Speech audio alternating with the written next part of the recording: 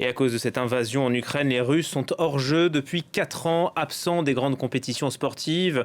Les mentalités commencent peut-être à changer, si l'on en croit en tout cas le président de la FIFA, Benoît Perrochet, Gianni Infantino, qui plaide la levée des restrictions. Absolument, dans un entretien qu'il a accordé à nos confrères de Sky News, c'était ce matin. Le journaliste lui pose cette question: doit-on envisager de réintégrer la Russie dans le concert des grands événements foot? Eh bien, écoutez sa réponse. Definitely we have to, yes. Absolument. Je pense que l'on doit lever cette interdiction, au moins pour les jeunes et les enfants. Cette interdiction n'a rien résolu.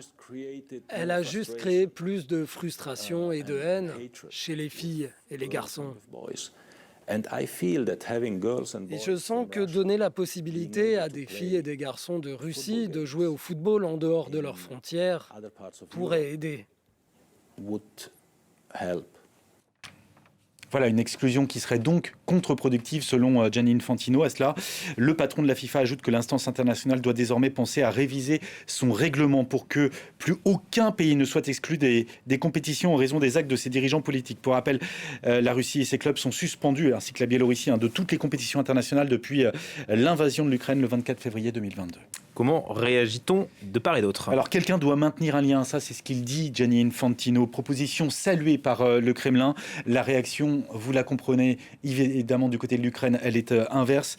Les propos du président de la FIFA sont irresponsables et infantiles. L'Ukraine qui, malgré la guerre, continue de participer à des événements internationaux.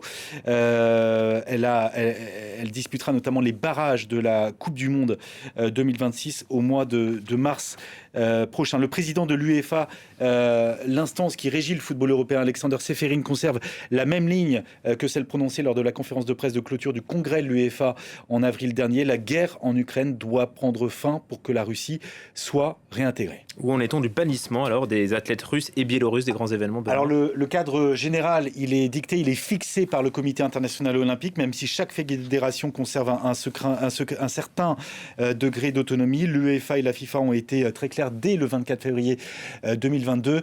La Russie et la Biélorussie suspendues de toutes les compétitions organisées par ces deux instances. Depuis, la Russie et la Biélorussie n'ont pas pu participer aux éliminatoires de l'Euro 2024. Idem pour ceux de la Coupe du Monde 2026. Pareil pour les compétitions de clubs comme la Ligue des Champions. Ça a été beaucoup plus long, en revanche, pour la fédération de judo.